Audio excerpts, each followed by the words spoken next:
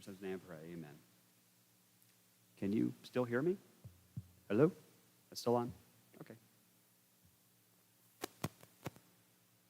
We ready? Okay. Well, it's been a few weeks since the last time, but we are still going through Samuel. We are currently in 2 Samuel, or the book of David.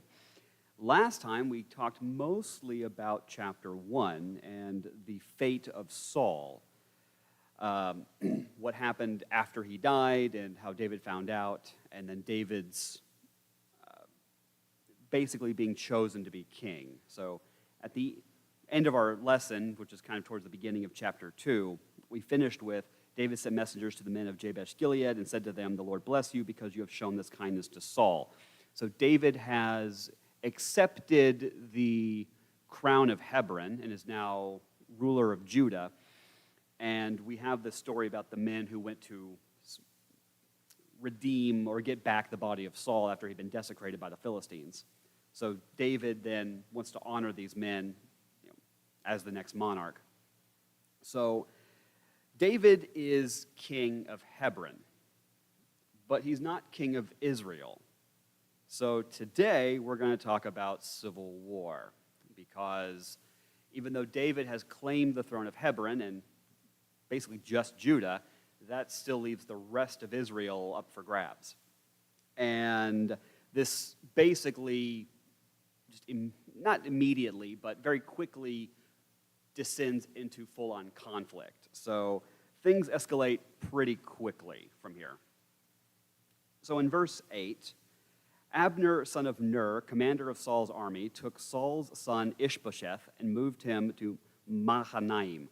So if we remember our family tree of Saul, which I assume you all remember, but I'll just put up here for reference, Abner, we believe, is the uncle of Saul, and we have not had a mention of Ishbosheth yet. We were told about Jonathan, we were told about Ishvi, and Malchishua. All three of them died with Saul in the previous war. Ishbosheth is not mentioned. Presumably, he didn't fight. Otherwise, he probably would have gotten killed with his brothers. Why he didn't fight, we don't know.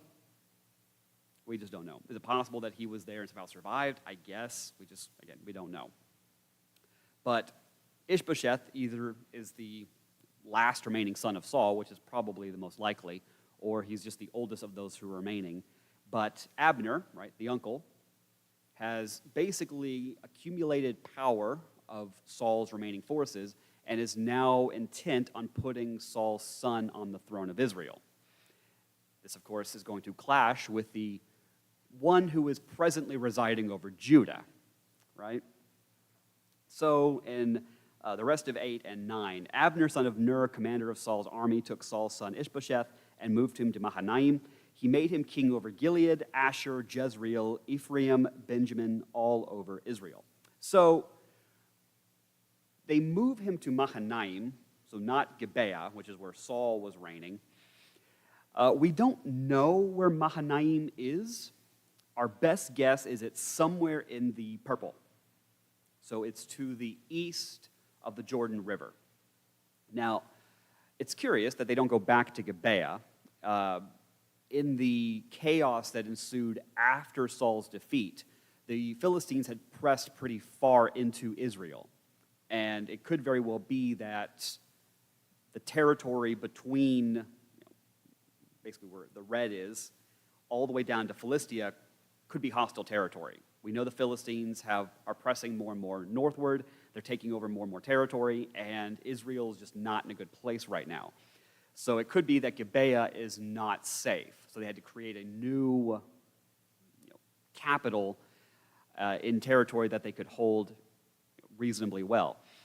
Now, Mahanaim is listed as one of the Levitical cities, so it would be a significant city. It would probably be defensible. It'd be a major center. We just don't know where it is. Somewhere in the purple.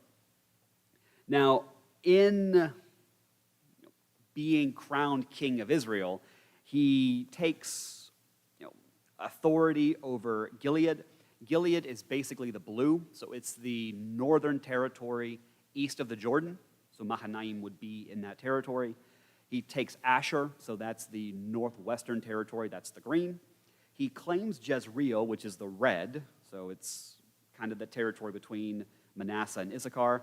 However, last we heard, that was taken by the Philistines. So does Saul or does Ishbosheth have control over it, or is he just claiming it, or has he fought it? Has he driven the Philistines away to claim it again? It's not clear. He also claims Ephraim, so it's the orange territory. It's the tribal territory north of Benjamin. And of course, he's going to claim Benjamin, which is roughly the yellow territory just north of Judah. So this is roughly the territory that he claims to control. Now, does he control it? It's unclear. And there are areas that are clearly left out that he does not exert authority over or claim to have authority over. No mention of Dan, no mention of Simeon, and of course no mention of Judah, which that's in control by David, obviously. So beginning in verse 10, Saul's son Ishbosheth was 40 years old. That's significant, right? That's how old Saul was when he began reigning.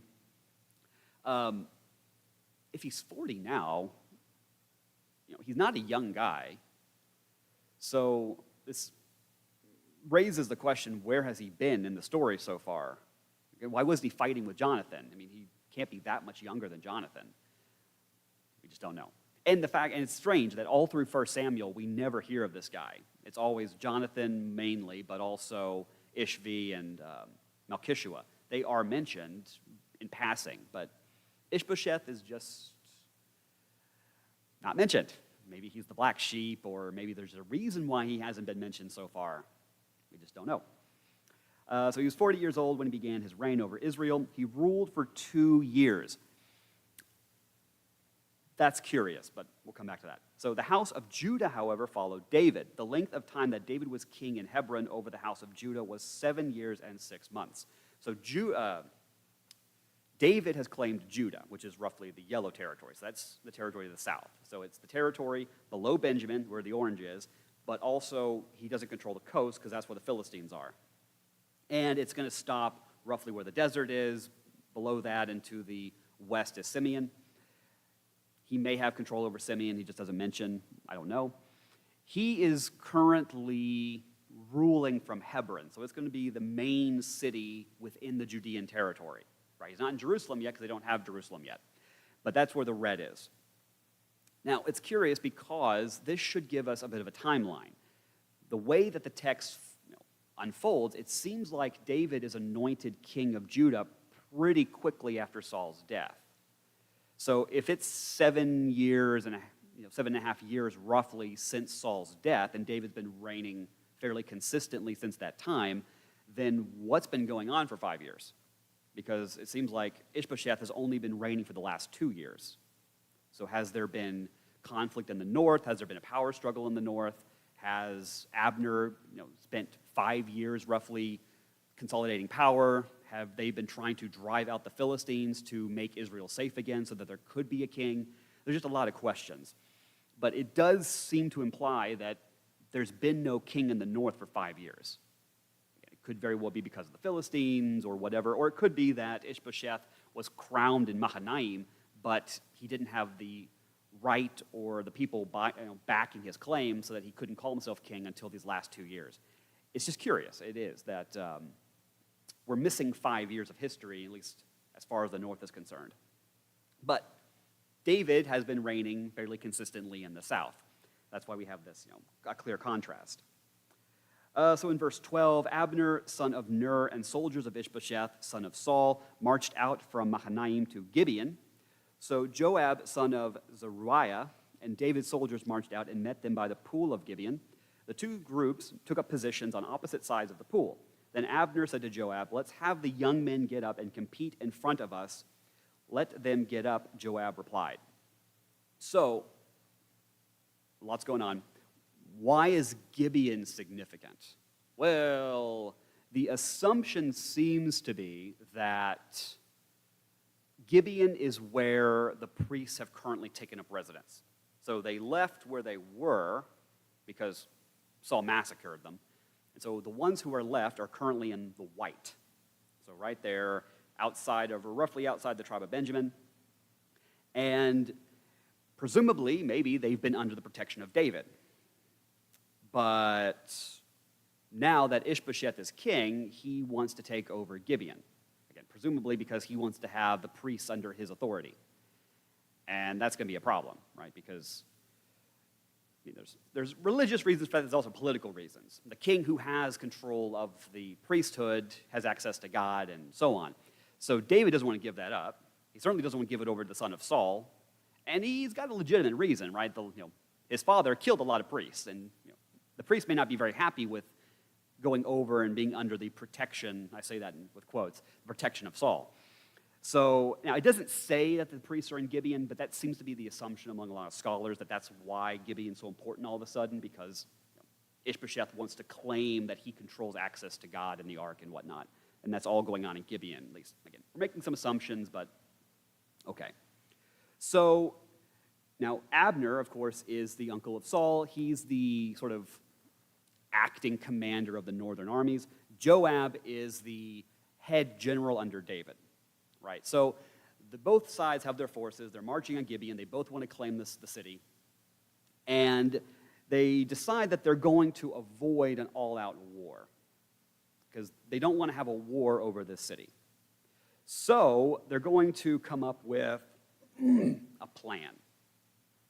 In verse 15, so they got up and were counted off for Benjamin and Ishbosheth, son of Saul, and 12 for David's soldiers. Then each man grabbed his opponent by the head and thrust his sword into his opponent's side so that they all died together. So this place, which is in Gibeon, is named Field of Blades. So basically what seems to have happened is they don't want to have an all-out war over the city. So they agree to have essentially a trial by combat. Both sides get to pick 12 champions. And it seems like they're armed just with knives. And last one standing gets the city. Now, this is not completely unheard of in Samuel, right? We saw this towards the beginning of 1 Samuel where David had a champion conflict with one of the Philistine champions. So that we're seeing this unfold now in 2 Samuel isn't, I guess, unprecedented, but it is curious that we're doing that. The sense of this is that this is just a bloodbath, that the 12, were they fighting one-on-one, or were they all 12 just kind of get in a circle and just, whoever's left standing? The sense of it is this was not a pretty sight, right? These 12 on 12 and all this fighting. But then in verse 17, the battle that day was extremely fierce, and Abner and the men of Israel were defeated by David's soldiers. So presumably, right, David's 12 overpowered Ishbosheth's 12. So that means David either gets Gibeon or retains control of Gibeon, whichever it is. So in 18, the three sons of Zeruiah were there, Joab, Abishai, and Asahel. Asahel was a fast runner, like one of the wild gazelles. He chased Abner and did not turn to the right or to the left in his pursuit of him. Abner glanced back and said, "Is that you, Asahel?" "Yes, it is," Asahel replied. So it seems like we're missing parts of the story, but the sense of it seems to be that they had this champion combat. David won. And the men of Saul weren't very happy with that. So some additional fighting broke out over this. Now, we're not exactly told which side started it, but again, if David's side won, then it would make sense that Saul's side isn't happy with the results, and so then they decide to press their advantage and try and take it anyway.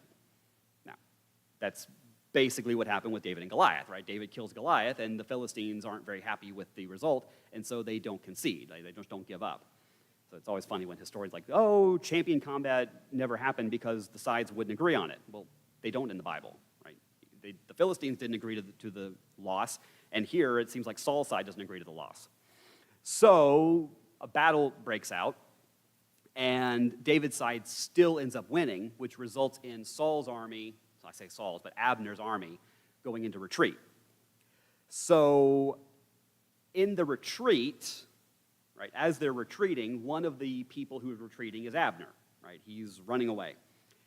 And instead of just letting them run away, some of David's soldiers are getting a little ahead of themselves, getting a little excited, because they want to kind of finish the battle here. They want to just get rid of the war. They want to wipe out Saul's army. They want to take out Abner and the generals and just be over and done with it. So one of them is Joab's younger brother, right? This guy Asahel. So he's chasing after Abner because he wants to kill Abner. Because he figures if I can kill Abner, right, who's the main general, then that should be like cutting off the head of the snake. What's really strange about this is Abner should be pretty old at this point. Abner's got to be well into his 60s, especially if he's Saul's uncle. Saul had to be at least in his 50s when he died, if we go with the chronology consistently. Joab is a younger guy, and this is one of Joab's younger brothers, so guy probably in his, 30s, maybe early 40s, chasing down some guy probably around 60, or maybe even older than 60.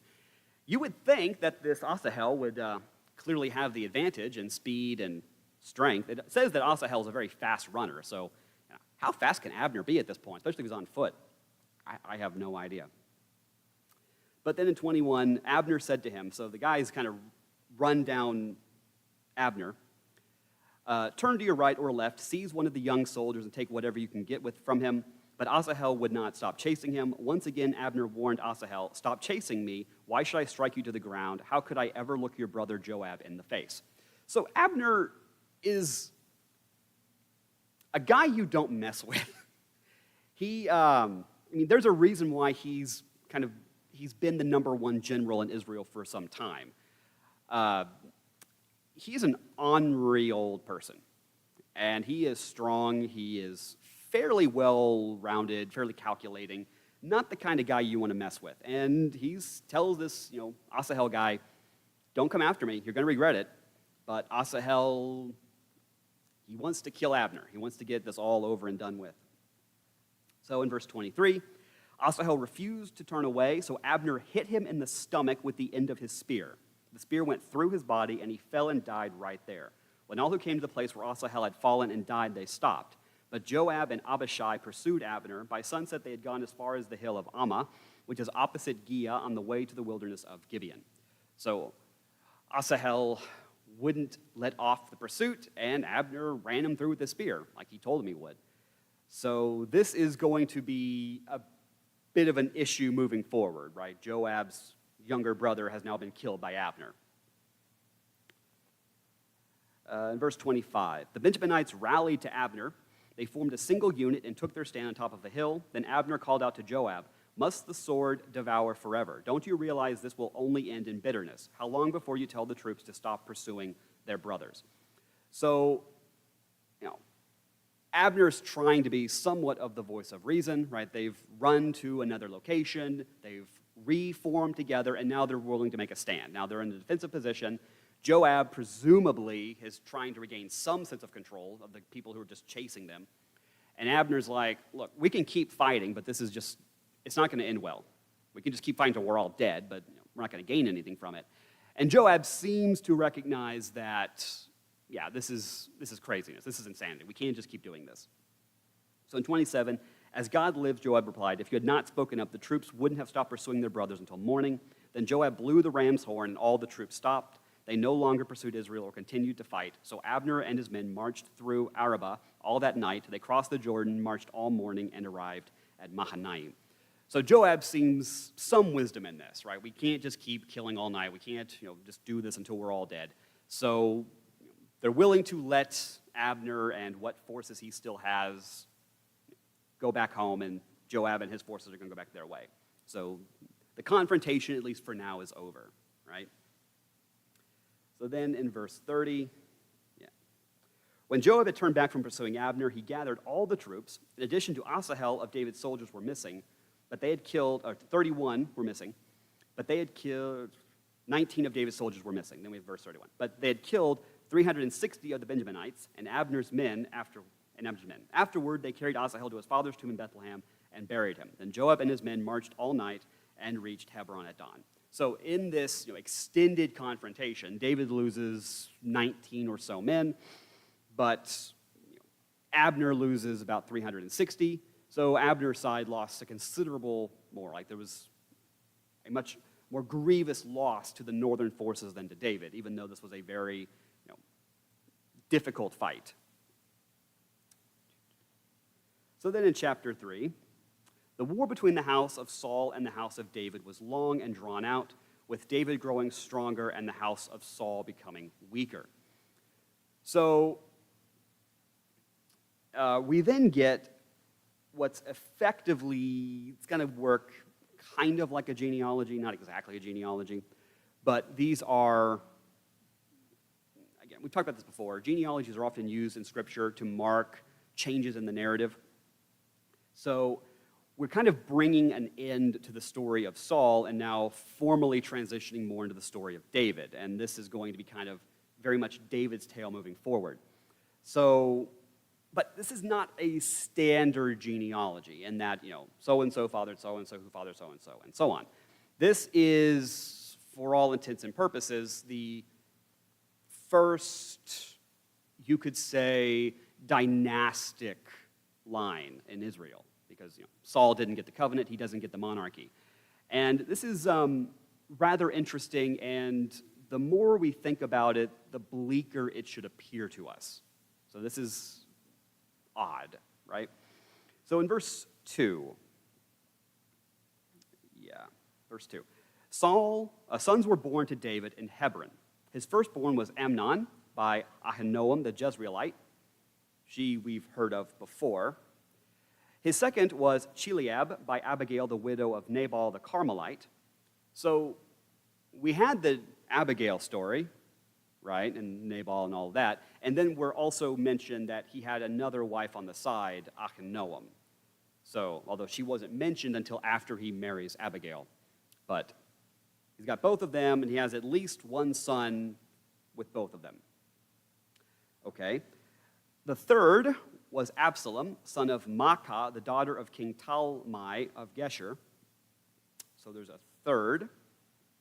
The fourth was Adonijah, son of Haggith. The fifth was Shephatiah, son of Abital.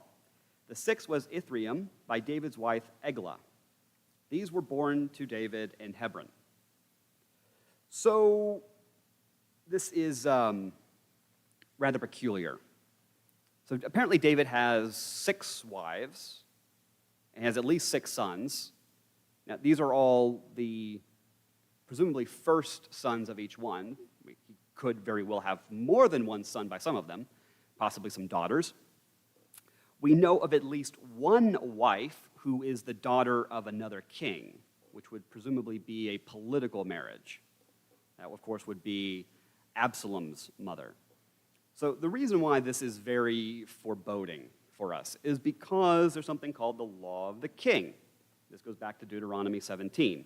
So in verse 16, however, this is the future king of Israel, must not acquire many horses for himself or send the people back to Egypt to acquire many horses, for the Lord has told you, you are never to go back that way again.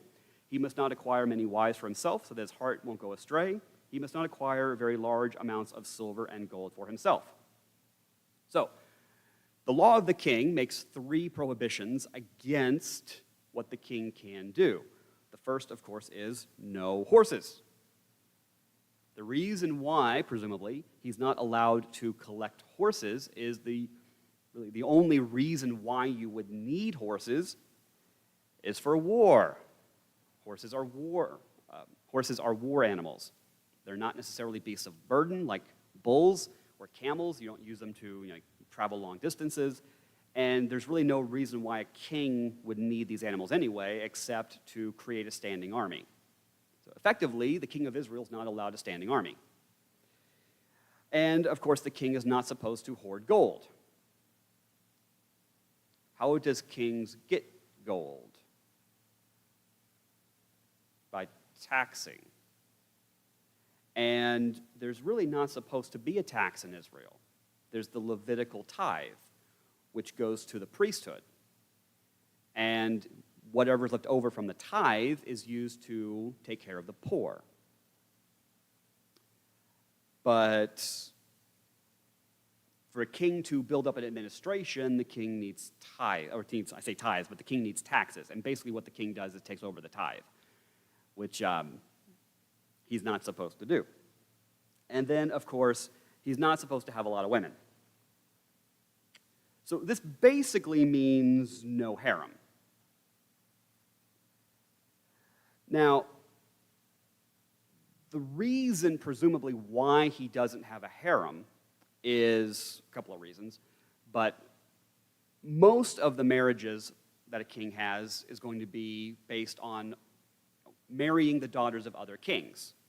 We know that because we're mentioned, right, Absalom's mom, the king of Talmai, which would have been a political marriage, which means he's making treaties with other kings, which he's also not supposed to do.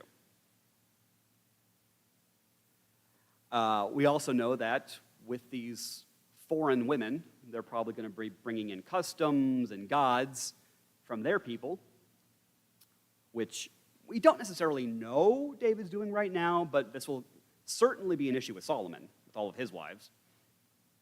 So, yeah, this is not looking good. To be fair, he's arguably, at least right now, only violating one of the three, but he's still breaking one of the three, and we know that Solomon is going to be breaking all of them, right? He builds this massive stable for all of his chariots. He has a huge harem, as well as all the concubines, and he's got tons and tons and tons of gold, right? So Solomon's going to break all of them. So David has his harem. He's got at least 6 wives, because there's one that's not mentioned here that we know of, who's going to come back. There's Michal, who is going to pop up in the story, and he's got at least 6 potential heirs to the throne. And this is going to be a major problem moving forward, right? Because we know Amnon and Chileab aren't as important in the story, but Absalom definitely is a major important character. Adonijah is an important character.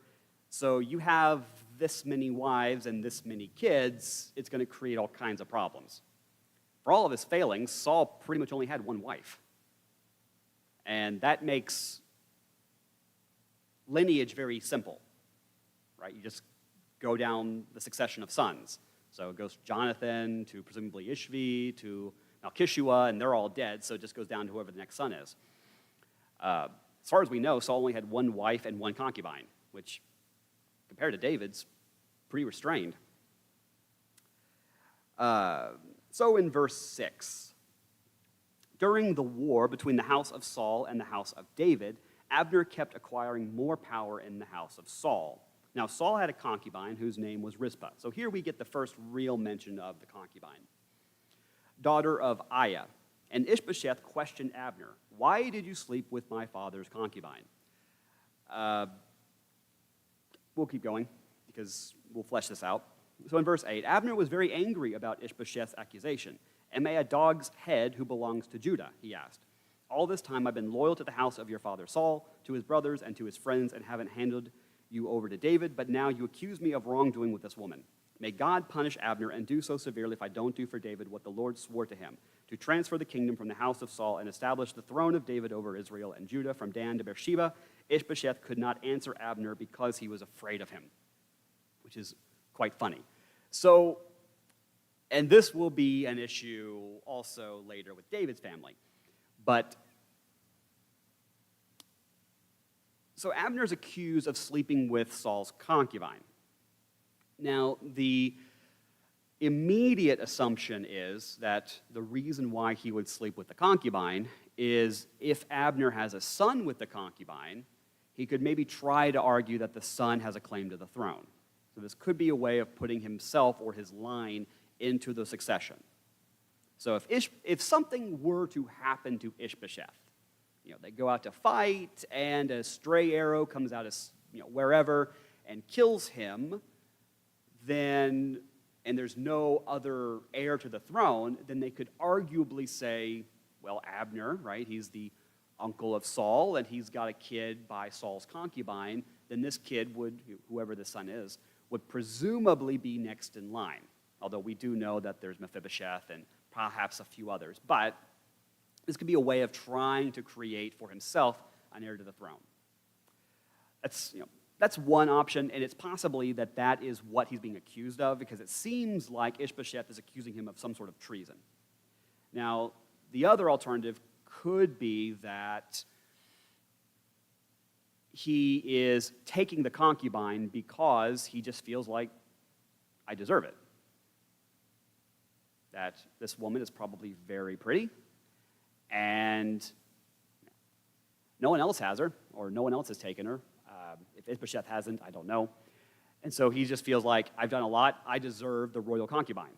So this could be him overstepping his authority as general. Now, Abner seems pretty upset about this, that he's even been accused of it.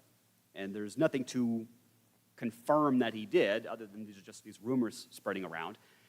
And it seems like this is the last straw in a line of problems. Ishbosheth has not been the most competent of kings. And it's pretty much all been on Abner, right, to consolidate power, to maintain the north.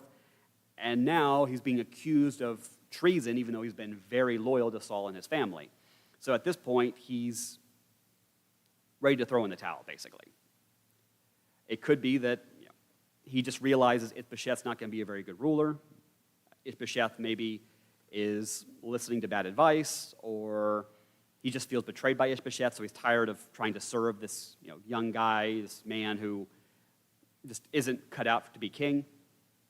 So for whatever the reason, Abner is just ready. I'm not going to follow this guy anymore. I feel like he's just ready to recognize that David is a much better candidate for the throne than this Ishbosheth figure. And even now, right, Ishbosheth's been on the throne in the north for at least 2 years, and we don't really have any clear indication of his abilities or status or anything of that nature. So it seems like he's been a fairly unremarkable figure in Israel politics. So Abner is ready to throw his support behind David. And if Abner throws his support behind David, then that's it, right? Because most of the troops are going to go with Abner. They're not going to stick behind with Ishbosheth, who hasn't really proven himself. Even though it seems like Abner's probably given him a few opportunities to, it's just not working out. So in verse 12, Abner sent messengers as his representatives to say to David, "Whose land is it? Make your covenant with me, and you can be certain I am on your side to hand all Israel over to you." This is rather impressive, right? That Abner basically says, I control, like, let's be honest, who here really controls Israel? It's not Ishbosheth. I'm the one who basically is the figure behind the throne. And if I say that it goes to you, it goes to you. And you know it. David, you know that I have the power to give you Israel if I wanted to. So he's willing to cut a deal with David in order to give the north to David, or at least to hand over the troops of the north to David, which would effectively make him king over all of Israel. So in verse 13, David replied, "Good." I'm sure he was very happy. "I will make a covenant with you. However, there's one thing I require of you. Do not appear before me unless you bring Saul's daughter Michal here when you come to see me." So this is a rather curious change in development, because it's been quite some time since we've had any mention of Michal. We've had no mention from David of Michal. So why all of a sudden is she a concern for David? Why hasn't he made an effort to get her back so far? And I've already made allusions to Michal as one of the more tragic figures in the Old Testament. So back in 1 Samuel 17, when David kills Goliath, right, he's promised that whoever kills Goliath will be allowed to marry into the royal family. Well, David kills Goliath, and Saul's not very happy about it, and he ends up marrying the older daughter to some random guy because he doesn't want David to marry the first daughter. And then David's like, what about me? So then Michal goes to her father and says, I'll marry David, because it says Michal was in love with David. David was young, he was handsome, he's this great warrior, and so she's thrilled with it. And Saul's like, okay, I'll let you marry my younger daughter. And then he's like, well, I'll let you marry Michal if you want to. And David's like, well, who am I? Am I really worthy to marry the daughter of Saul? And Saul's like, well, if you don't want to. And David's like, I didn't say I didn't want to. I'm just saying, who am I? So then Saul's like, well, if you go kill 100 Philistines and bring me their body part, and then David goes and kills 200 Philistines. I think he wanted to marry Michal. I get the sense that, yeah, he definitely wanted to marry her. And so they get married in chapter 18.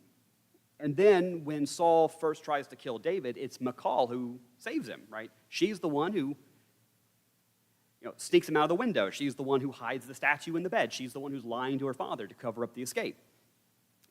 And then we don't really hear much until chapter 25 when he's been on the run for a while, and then he marries Abigail kind of out of the blue, and we find out he's already got this Ahinoam woman on the side. And it's curious because right at the end, right after we're told he's now got 2 wives, then Michal is married off to some other guy. We're not told before. It seems like, at least the way the scripture is unfolding, that she's been waiting for him to come back, and he's not coming back. He's moved on. He's got some other wives, and she's now being forced or pressured to marry someone else for whatever reason, political gain or whatever. And from 1 Samuel 25 until now, she has not come up. But now David's like, I want Michal back. This is going to lead into one of the more negative stories about David. And we won't really get into that until next time. But this is not a good turn of events with Michal. Her story is not a happy one. So in verse 14, then David sent messengers to say to Ishbosheth, son of Saul, give me back my wife Michal. I was engaged to her for the price of 100 Philistine foreskins. This seems to be David saying, she's my property, and no one else gets her, right? I bought her, essentially, and no one else is allowed to have her. So in verse 15, so Ishbosheth sent someone to take her away from her husband, Paltiel, son of Laish. Her husband followed her, weeping all the way to Bahurim. Abner said to him, go back, so he went back. So why is David doing this? Is it because he just misses her so terribly much? No, I don't believe so. If he really was missing her, he would have gotten her back by now. He's had plenty of opportunities. He wants her back because he can't afford, if he is going to take the throne of Israel, he can't afford any potential rivals to upset the apple cart.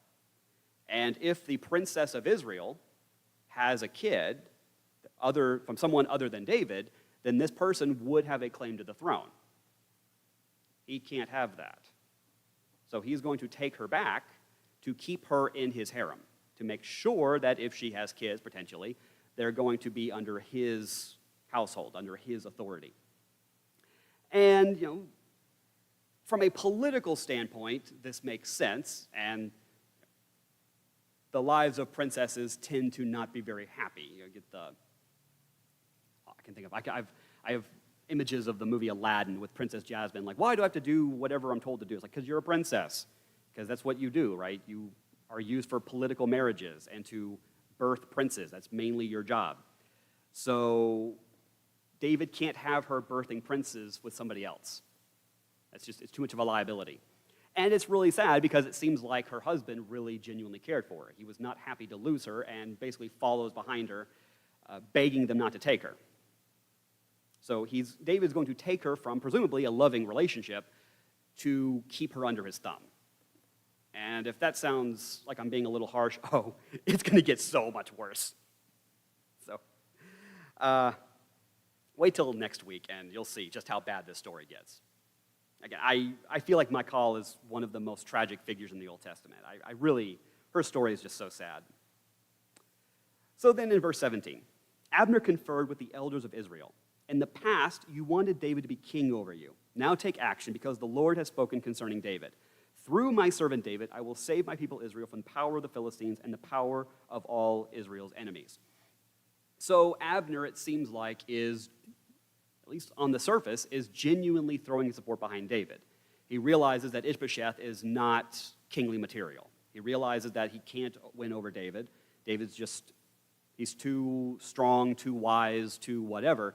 He's got the backing of God, and we just have to go behind David, right? And so he's not only trying to consolidate military power, he's trying to talk the political figures into aligning with David and we need to get the war over with.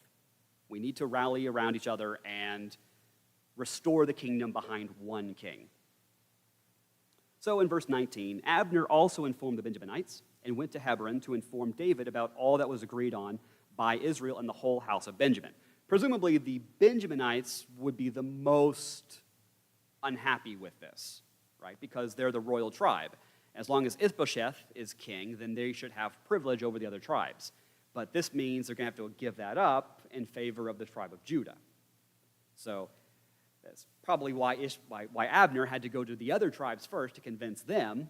And now that all the other tribes have more or less aligned behind Abner, he has to go to Benjamin and say, it's 10 against 1 at this point, right? All the other tribes are happy to join Judah at this point, and you're the only one left out. And Benjamin is too small, too weak to go against all the other tribes. So in verse 20, when Abner had 20 men came to David at Hebron, David held a banquet for him and his men. So this is a peace envoy, right? Abner has come with his 20 men. They've come to negotiate, basically turning over the northern kingdom to David. He's got the military behind him. He's got all the leaders of Israel in agreement, and they're just going to turn over the north to David and say, let's just be done with it. We want the war over with. Ishbosheth is not kingly material. We recognize that you're the right man for the job, and we just want the whole thing over with. I mean, Abner is a reasonable guy, and he's willing to just put the whole thing behind him. So verse 21, Abner said to David, let me go now, and I will gather all Israel to my lord the king. They will make a covenant with you, and you will rule over all you desire. So David dismissed Abner, and he went in peace. So they had the banquet, they had the peace negotiations, whatever that looked like, and they left with an agreement, right? David has agreed to whatever conditions were offered, and Abner says he's going to go back to the leaders of Israel, confer with them, and tell them what negotiations. A covenant is it sounds very fancy or biblical or whatever. It's a treaty, right? We're making an alliance, basically. So David's made his stipulations, we'll make our stipulations, and then we'll all come together and be a united kingdom once more, like we were under Saul, only we're transferring power to Judah. And for most of the tribes, they probably don't care, honestly. They just want to go back to whatever life they had before, because the main tribe that's losing out in this is Benjamin, but who cares about Benjamin? Being kind of honest about that. So in verse 22, just then David's soldiers and Joab returned from a raid. This is just the Bible, right? Nothing ever goes well or according to plan. So Joab returns from a raid and brought a large amount of plundered goods with them. Abner was not with David in Hebron because David had dismissed him and he had gone in peace. So the peace negotiations has concluded. Abner has left, but now enter Joab with his band of whatever ruffians, and he just found out that he literally just missed Joab, or Joab just missed Abner. So in verse 23, when Joab and all his army arrived, Joab was informed Abner, son of Ner, came to see the king. The king dismissed him, and he went in peace. Okay. So verse 24, Joab went to the king and said, what have you done? Look here, Abner came to you. Why did you dismiss him? Now he's getting away. You know that Abner, son of Ner, came to deceive you and to find out about your activities and everything you're doing. So, well, Joab is still upset because Joab killed his brother. So now, the way the Bible presents it is that Abner is being sincere, that Abner is by and large a fairly honorable person, and that the offer is legitimate, that he wants to throw his support behind David. Was it a ruse? The Bible presents it as something honorable, something above board. David seems to accept it as honorable and above board, but Joab wants to stir the pot because he just hates Abner, right? He doesn't want to accept that Abner is on David's side. He doesn't want to accept that there's going to be peace because he wants his revenge, right? There are some people who, in the midst of war, can't accept that, we're going to have peace, that the people we've been fighting for so long and who have done so many horrible things to us and vice versa that we can just shake hands and go back to our lives, right? He wants to keep fighting. He wants his revenge. He wants to keep killing Abner and his men because of what they've done to him. He just can't accept that there's going to be peace.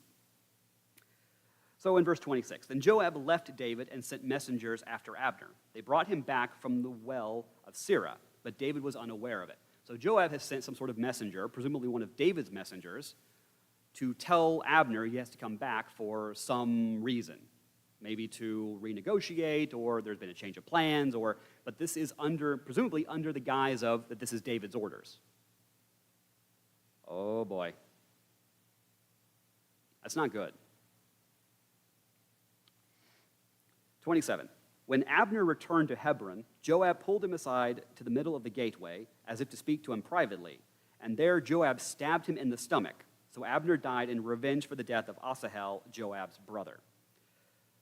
So I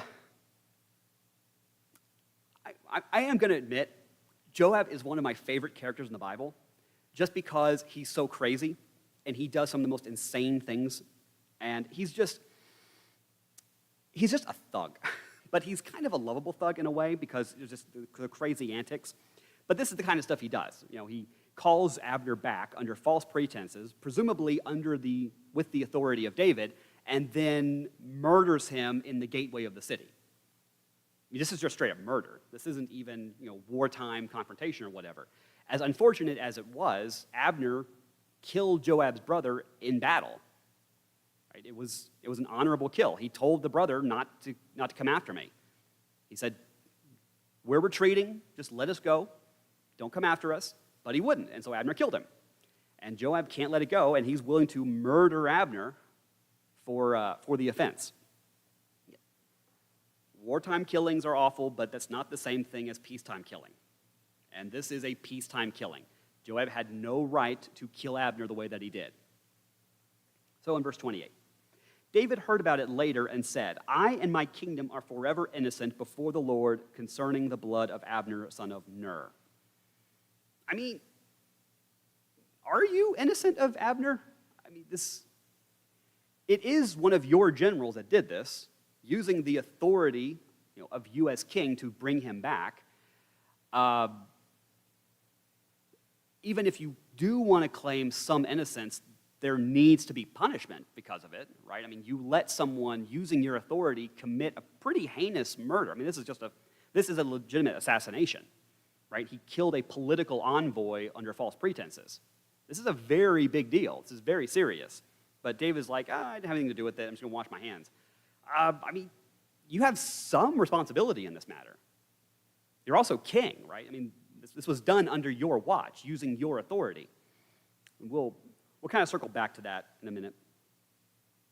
So in verse 29, may it hang over Joab's head and his father's whole house, and may the house of Joab never be without someone who has a discharge or a skin disease.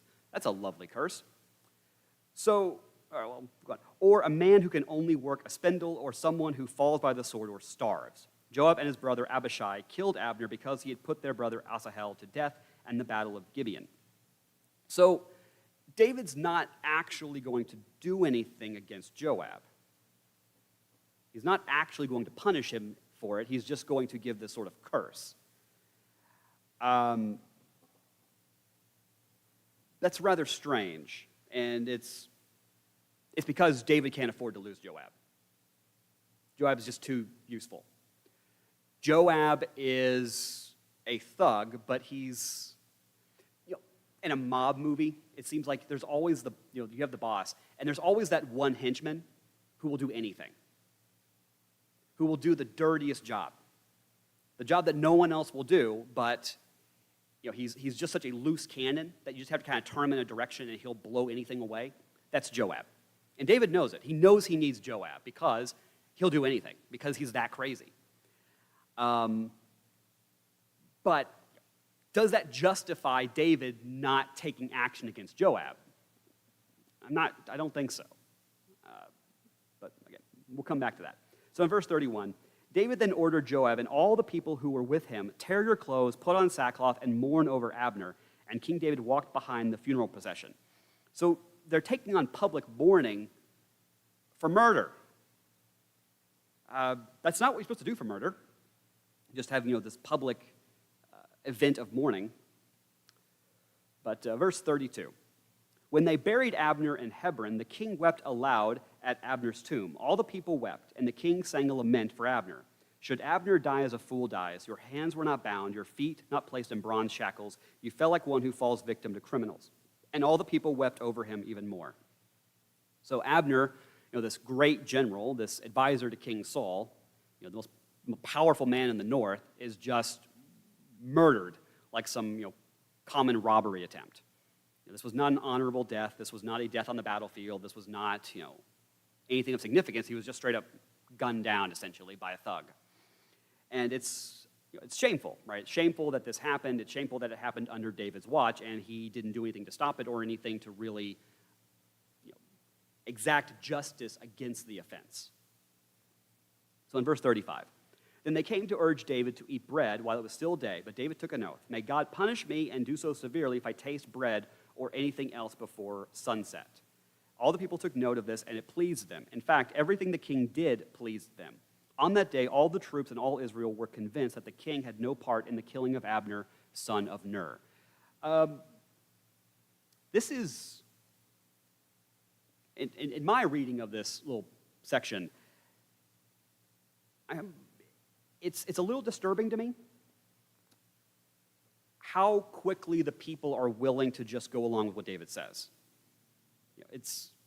Yes, you want righteous leaders, but you also don't want to follow someone uncritically. And the fact that they are so willing to go with what he says and just like, okay, we accept this. And all that David does is he just fasts for one evening. And that's enough for them to be like, okay, David obviously has nothing wrong. He had no part in this. Obviously, we know moving forward, David's going to be involved in some pretty shifty stuff. And the people, by and large, just love David. They just kind of look the other way. That's not good behavior for people, right? They need to be able to think critically, and they need to be able to put their leaders to some accountability or on some level. And they're just willing to go along with what David says. So David says he had no part in it, and they're willing to just accept that. Even though, again, this happened by one of his generals, under the pretense of using his authority. So in verse 38, then the king said to his soldiers, you must know that a great leader has fallen in Israel today. As for me, even though I am the anointed king, I have little power today. These men, the sons of Zeruiah, are too fierce for me. May the Lord repay the evildoer according to his evil. David's the king in Hebron. He's the leader in the south. And without getting too political, doesn't it ever frustrate you when someone currently in power, I'm not making any political statements, I assure you, but when someone who currently has power says, oh, I'd love to do something, but I just don't have enough power. If you give me a little more power, then I'll do something. It's like, you're already king in the south. It's your job to exact justice. That's what kings do. And if there's a murder under your watch, it's your job to make sure justice is done. But he's afraid of Joab, and also he knows he needs Joab. So you effectively have someone who's above the law. And that does not bode well for society. That doesn't bode well when you have people who will act as though they're above the law, and they know the king won't do anything because they're above the law. So this is, we'll come back to this, but I keep kind of hinting at it, but this does not bode well. This is clearly a stain on David's early reign, and it's something that we're going to see just become a bigger and bigger issue, that he's willing to kind of look the other way when people do bad things in his name, and he just kind of will wash his hands and be like, I had nothing to do with it. I didn't kill Uriah. I know, I'm kind of leading the issue. I didn't kill Uriah. I just sent him to the fiercest part of the battlefield and told the generals to not defend him. It's not like I personally stabbed him in the back or anything. So, this is something that we will see happen again with David. So then in chapter 4, because it's a short chapter, when Saul's son Ishbosheth heard that Abner had died in Hebron, his courage failed and all Israel was dismayed. Saul's son had two men who were leaders of raiding parties, one named Baanah and the other Rehab, sons of Rimmon, the Beerothite of the Benjaminites. Beeroth is also considered part of Benjamin, and the Beerothites fled to Gittaim and still live there as foreigners to this very day. So David had the chance to more or less peacefully reunite the nation. But because of what Joab did and the fact that he's just kind of let the chips fall where they may, there's chaos in the north. And he's just going to let the chaos erupt. So in verse 4, Saul's son Jonathan had a son whose feet were crippled. He was 5 years old when the report about Saul and Jonathan came from Jezreel. The one who had nursed him picked him up and fled, but she was hurrying to flee. He fell and became lame. His name was Mephibosheth. So that was about 5 years. At this point, it's probably about 8 years later. So that should make Mephibosheth around 13 or so at this point. That should be a safe assumption. So in verse 5, Rahab and Baanah, the sons of Rimmon the Beerothite, set out and arrived at Ishbosheth's house during the heat of the day while the king was taking his midday nap. They entered the interior of the house as if to get wheat and stabbed him in the stomach. Then Rahab and his brother Baanah escaped. They had entered the house while Ishbosheth was lying on his bed in his bedroom and stabbed and killed him. Then they beheaded him, took his head, and traveled by way of the Arabah all night. They brought Ishbosheth's head to David at Hebron and said to the king, "Here's the head of Ishbosheth, son of Saul, your enemy, who intended to take your life. Today the Lord has granted vengeance to my lord, the king, against Saul and his offspring." What is it with David and people offering him heads? This happens a little more often than you would like. But there is chaos in the north, right? David had a chance to unite everything more or less peacefully, and chaos is erupting. And when you have civil unrest, the escalation of that is the assassination of political leaders. Whether or not you've heard, there's been another attempt on one of our candidates' lives, unfortunately, because this is a sign of political unrest and civil unrest. Hosea 7 talks about this, that kind of the last stages of society is when your leaders get killed in the streets. So here, right, the king in the north, or the wannabe king in the north, has, people just walked into his residence and just stabbed him in his bed. That shouldn't happen, right? That's something that you shouldn't allow to happen. You shouldn't want that to happen to your enemies. But they did, and they thought that this would be pleasing to David. So in verse 9, but David answered Rahab and his brother Baanah, sons of Rimmon, the Beerothite, "As the Lord lives, the one who has redeemed my life from every distress, when the person told me, 'Look, Saul is dead,' he thought he was a bearer of good news, but I seized him and put him to death at Ziklag. That was my reward to him for his news. How much more when wicked men kill a righteous man in his own house, on his own bed? So now should I not require his blood from your hands and wipe you off the earth?" So this is similar to what happened with Saul, right? The person came to him and said that he had killed Saul, and David was not very pleased with that because he didn't have a right to kill the Lord's anointed. This is a slightly different situation. I mean, this is just straight up murder, right? And David's like, you can't just go around murdering people, although he allowed Joab to murder somebody. But in this case, you're not allowed to murder somebody, especially if it's going to be for my benefit. So he is going to exact justice against these people. So in verse 12, so David gave orders to the young men, and they killed Rahab and Baanah. They cut off their hands and feet and hung their bodies by the pool in Hebron. But they took Ishbosheth's head and buried it in Abner's tomb in Hebron. So this more or less is the end of the civil war. Ishbosheth is dead. Abner is dead. The north is in chaos because there's no leader anymore. And so David is just basically going to, by default, just claim to be the king of Israel. But we're already seeing at least two issues come up with David as king that should be fairly foreboding going forward. The first is he's multiplying wives. This is in direct violation of the law of the king. Not supposed to have a bunch of wives. Especially, you're not supposed to do it if it's through treaties or to create treaties with other nations, which we know he's done because we know at least that's what he did with Absalom's mom. But also it just creates all kinds of problems. And this is going to be one of the big failings of his reign is there's going to be a big power struggle for the throne. Absalom is going to lead a civil war against David, and then even after David dies, there's going to be a civil war over who gets the throne, right? Solomon's going to have to fight against his brothers to take over after David. The other issue is, as king, he's supposed to be in control. He's supposed to be in charge, and he's supposed to be the one who exacts justice. And if the king can't do that, then what good is he? And in this case, we see, on the one hand, he can't control his own men. He can't control Joab. Joab's a huge liability. And he's effectively letting Joab operate as though he's above the law, because he can do whatever he wants, and he's not held accountable. So the way Joab ends is basically David gives him a pardon. He's like, I'm going to pardon you for all the horrible things you've done. And then he tells Solomon, look, I know I pardoned Joab, but I never said that the pardon would last after I'm dead. So as soon as I'm dead, I want you to go and execute Joab.